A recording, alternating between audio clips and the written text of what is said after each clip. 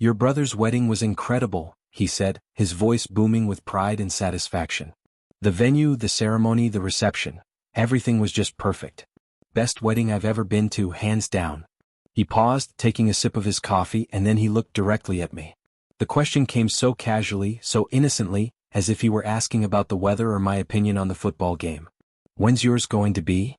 Before we continue with story, kindly tell me your name, the city you're watching from, and please don't forget to subscribe to this channel. The table went quiet for just a fraction of a second. That particular kind of silence that happens when everyone is waiting for a response, when all eyes turn to one person, when the spotlight suddenly swings in your direction. I could feel them all looking at me. Dad with his expectant smile, Mom with her gentle curiosity, my brother with that faint smirk that I'd learned to recognize over decades of living in his shadow. I set down my fork. I took a breath. And I said very calmly, very quietly, "Already happened." 2 words. Just 2 simple words. But they fell into that warm, comfortable room like stones into still water, sending ripples in every direction. The silence that followed wasn't a brief pause anymore. It was thick, heavy, the kind of silence that presses against your eardrums and makes you acutely aware of every sound. The ticking of the clock on the mantel, the distant hum of the refrigerator, someone's sharp intake of breath. Dad's smile faltered. "What do you mean, already happened?" I could see the confusion in his eyes, genuine and complete. This wasn't a man trying to hide something. This was a man who truly had no idea what I was talking about. And somehow that made it worse. "My wedding," I said, my voice still calm, still measured, though inside my chest my heart was beginning to pound. "It happened 6 months ago. In May." Mom's hand went to her mouth. My brother and his wife exchanged glances. Dad just stared at me, his brow furrowed as if I'd just spoken in a language he didn't understand. "That's not possible," he said slowly. "We would have known. We would have been there. You didn't get married without telling us, did you?" And there it was. The assumption that any failure of communication, any breakdown in family connection, must have originated with me. Because of course it did. I was the one who had always been just slightly out of sync with the rest of them, the one who never quite fit the mold they'd cast for their perfect family. "I sent invitations," I said. "To everyone. 3 months before the wedding, just like you're supposed to. Proper invitations, professionally printed, with all the details. Date, time, location, RSVP card. Everything." I watched as they processed this information, watched as the confusion deepened rather than cleared. Dad shook his head. "We never got any invitation," he said firmly. "Son, I think there's been some kind of mistake. We never received anything like that." My brother nodded in agreement. "Yeah, we didn't get anything either." "Are you sure you sent them to the right address?" "The right address." As if I didn't know where my own family lived.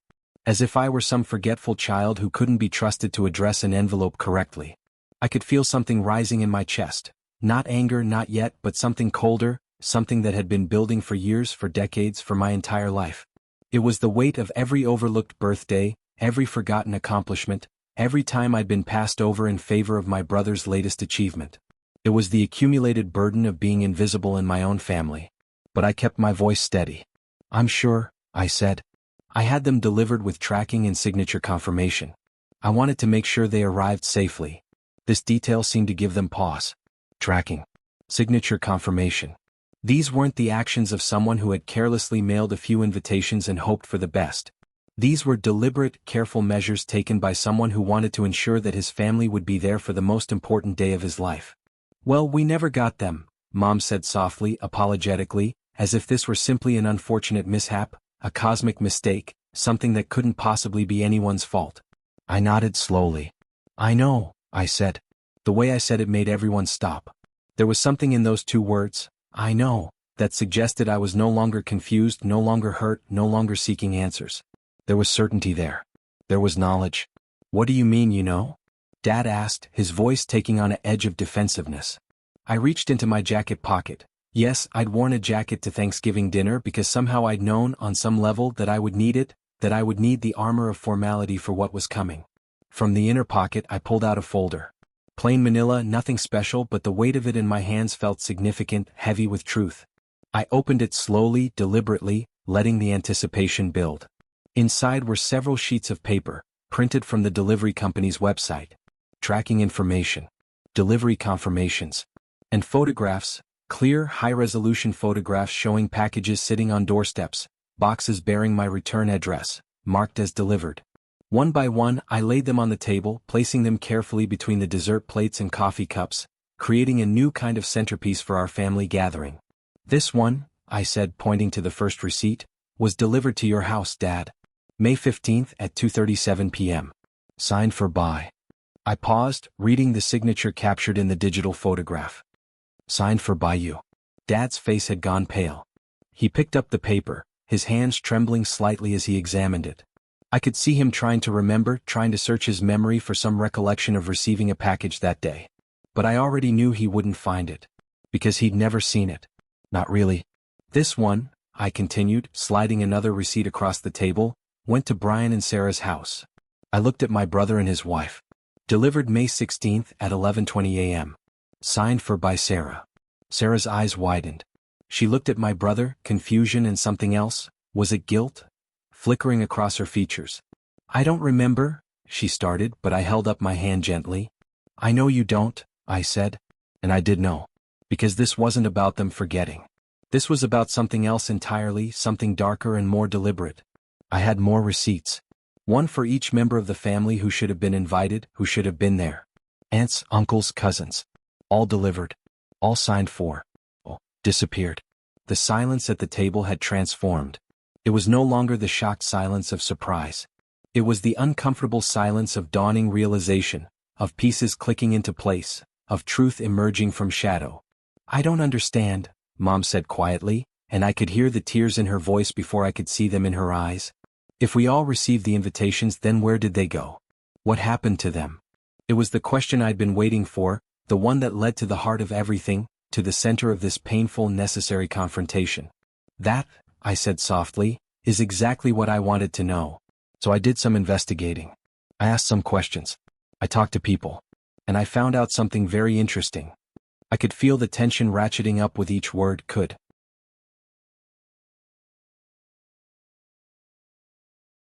Feel everyone leaning in despite themselves, despite the discomfort, despite knowing that whatever came next was going to hurt.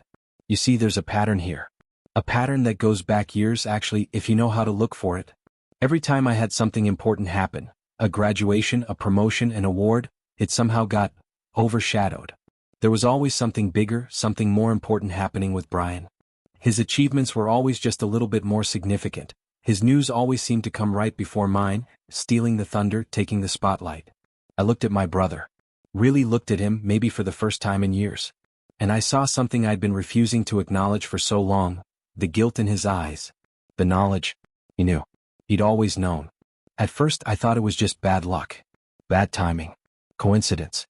But coincidence doesn't happen this consistently, this deliberately, this perfectly timed. Coincidence doesn't intercept wedding invitations from an entire family. Are you accusing someone? Dad's voice was hard now, defensive, the tone of a man preparing to protect his family from attack. But which part of his family? Which son? I'm not accusing anyone, I said. I'm stating facts. And the fact is, those invitations didn't disappear on their own. Someone made them disappear. Someone who had access to your mail, Dad. Someone who could sign for packages. Someone who knew that if the family didn't know about my wedding, they couldn't come. And if they couldn't come, then there was no risk of my big day competing with or overshadowing the memory of Brian's incredible wedding. The words hung in the air like accusation and revelation and truth all wrapped into one. I watched as understanding spread across their faces in different ways at different speeds. Mom got there first. I saw it in the way her hand clutched at her napkin, the way her eyes darted to my brother and then quickly away. Dad took longer, his logical mind trying to find alternative explanations, trying to find any way that this could be wrong, that his family couldn't have done this to itself. And Brian. Brian just sat there, his wife's hand clutching his arm, and he didn't deny it. That was the thing that struck me most. He didn't jump up in outrage. He didn't demand to know how I could suggest such a thing. He just sat there, and his silence was more damning than any confession could have been. Brian. Dad's voice cracked as he said the name. Tell me this isn't true. Tell me you didn't. But Brian wasn't looking at Dad. He was looking at me, and in his eyes I saw something complex and painful. A mixture of shame and defiance, of guilt and justification, of a lifetime of being the favorite struggling with the reality that maybe, just maybe, he'd taken it too far this time. I didn't want to share the spotlight, he said finally, his voice barely above a whisper. The wedding it was my time. My moment. After everything I'd worked for, everything I'd achieved, I deserved to have that one day where everything was perfect, where everyone's attention was on me and Sarah, where nothing else mattered. So you stole my invitations. It wasn't a question. It was a statement of fact, flat and emotionless. I didn't steal them, he protested weakly. I held on to them. I thought I'd give them to everyone after our wedding once things had settled down, but then time passed and it seemed too late and I'm sorry. I'm so sorry. Sorry. The word fell between us, inadequate and small. Sorry couldn't give me back my wedding day with my family present. Sorry couldn't erase the 6 months of silence, of wondering why no one had even asked how it went, why no one seemed to care. Sorry couldn't undo the pain of standing at the altar, looking out at the handful of friends who'd come, and seeing the empty chairs where my family should have been. You're sorry, I repeated, and I could hear the bitterness creeping into my voice despite my efforts to stay calm. You're sorry that you deliberately sabotaged the most important day of my life because you were afraid it might somehow diminish yours. You're sorry that you let me believe for 6 months that my own family simply didn't care enough to show up. You're sorry that you made me spend my wedding day making excuses for why my parents weren't there, why my brother wasn't standing beside me as my best man like I'd always imagined he would be. My voice was rising now, the careful control slipping, the years of suppressed emotion finally finding a crack to seep through. But I caught myself, took a breath, forced the anger back down. This wasn't about losing my temper. This wasn't about screaming and accusations and dramatic confrontations. This was about something much more important. It was about finally, after 36 years, telling the truth. But here's the thing, I said, my voice dropping back to that calm, measured tone. I'm not even surprised. And that's what really hurts. I'm not surprised because this is just the latest in a lifetime of moments like this. Do you remember when I graduated summa cum laude from college and we were supposed to go out to celebrate, but Brian announced he'd gotten into law school that same weekend and suddenly my graduation dinner became a law school celebration? Do you remember when I got promoted to senior analyst and I wanted to tell everyone at Christmas, but Brian chose that exact moment to announce his engagement and my news never even got mentioned? I looked around the table, seeing recognition in their eyes. They remembered. Of course they remembered. But they'd never seen it the way I had, never understood what it felt like to always be the supporting character in someone else's story. I spent my whole life believing that maybe if I worked harder, achieved more, was more successful, then maybe I'd finally get the same kind of attention, the same kind of pride, the same kind of love that Brian got just for existing. But it was never about what I did or didn't do. It was about the role I'd been assigned in this family, and that role was to be the other one. The lesser one. The one whose accomplishments didn't quite matter as much. Mom was crying now, tears streaming down her face. That's not true, she said, her voice choked with emotion. We love you just as much as we love Brian. We're so proud of you. Are you? I interrupted gently. Then tell me about my job. What do I do for a living, Mom? She opened her mouth, then closed it again.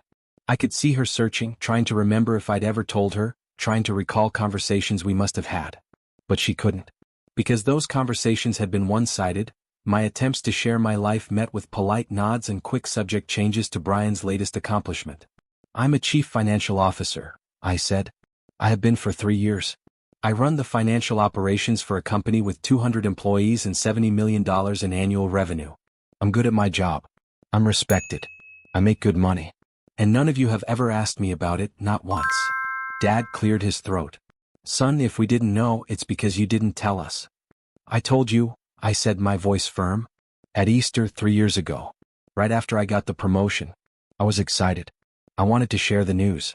I got about 2 sentences in before the conversation shifted to Brian's latest case.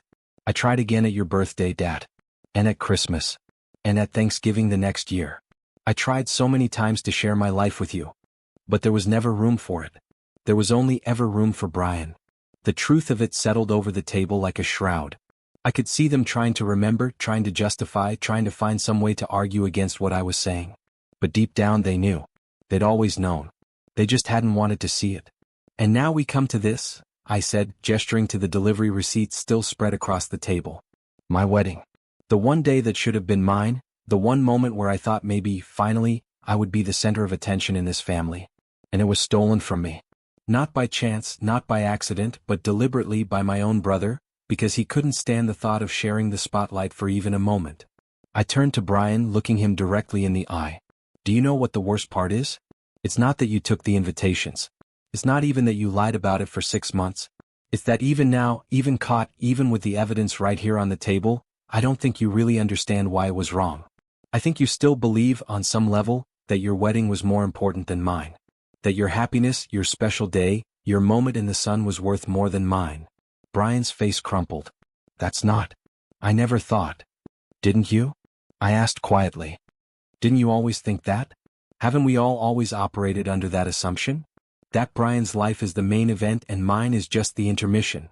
The silence that followed was absolute. No one could look at anyone else. No one knew what to say. The truth I'd laid bare was too big, too painful, too undeniable to be smoothed over with apologies or explanations or promises to do better. I stood up slowly, pushing my chair back from the table. The scraping sound it made against the floor seemed impossibly loud in the quiet room. I didn't come here tonight to destroy Thanksgiving, I said. I didn't come here to ruin the family or to create drama or to get revenge. I came here because I needed you all to know the truth. I needed you to understand what happened and why it happened. I needed to stop pretending that everything was fine, that I was fine, that this family dynamic was normal and healthy and acceptable. I looked at each of them in turn. My father, still frozen in shock. My mother, tears still streaming down her face. My brother, guilt and shame written across every feature. His wife, caught in the middle of something she probably never fully understood. I've spent 36 years trying to earn a place in this family, I continued. Trying to be worthy of the same love and attention and pride that Brian got without even trying. And I'm done. I'm done trying to compete for scraps of affection. I'm done making myself smaller so he can shine brighter. I'm done pretending that it doesn't hurt when you forget my birthday but never miss his. I'm done being the son you think about second if you think about me at all. Please, Mom whispered. Please don't say that. We do think about you. We do love you. Maybe you do, I said softly. In your way. But it's not enough. It's never been enough. And I finally realized that I've been looking for something from you that you don't know how to give me. Maybe you can't give it to me.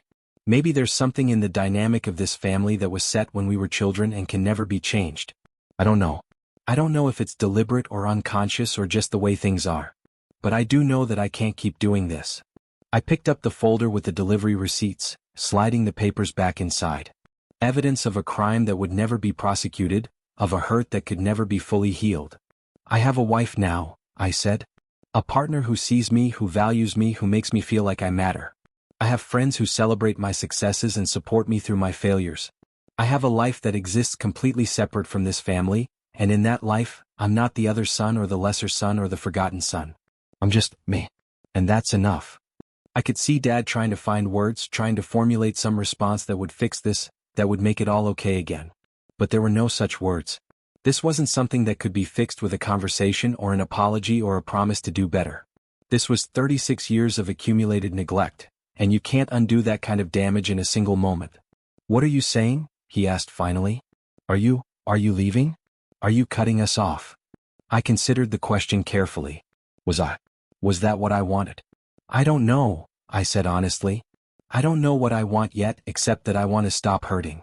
I want to stop feeling like I'm not enough every time I'm in this room. I want to stop measuring my worth by whether or not you remember to ask about my life. I want to stop competing with Brian for the basic acknowledgement that I exist and matter. I moved toward the door and no one tried to stop me.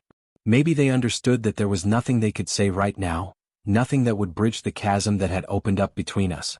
Or maybe they were just too shocked, too overwhelmed by the sudden unraveling of the family narrative they'd been telling themselves for so long.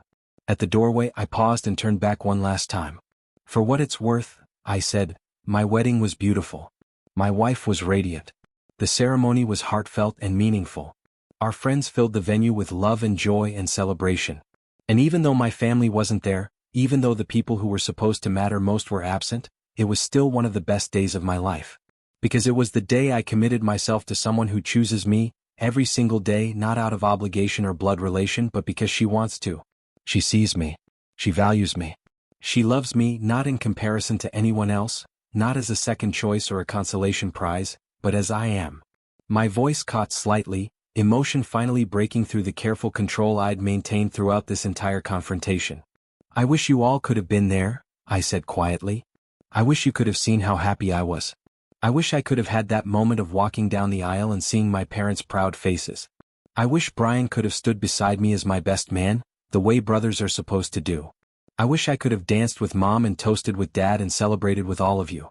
But that's not what happened. And I've had to make my peace with that. Now you're going to have to make your peace with it too. I could see the words hitting them, could see the realization of what they'd missed, of what Brian's selfish action had stolen not just from me, but from all of them. They would never get to see those photos. They would never get to witness that moment. They would never get back that opportunity to show up for me, to be there for me, to prove that I mattered as much as Brian did. And the truth was, even if they apologized, even if they begged for forgiveness, even if they tried to make it up to me somehow, they could never give me back what I'd lost. That moment was gone forever. I need some time, I said finally. I need space to figure out what kind of relationship I can have with this family, if any. I need to decide what I'm willing to accept and what I'm not. And you all need to think about whether you're willing to actually change, to actually see me and value me and treat me like I'm just as important as Brian, or whether this pattern is too ingrained to ever. The weight of everything I'd said hung heavy in the air. This was it.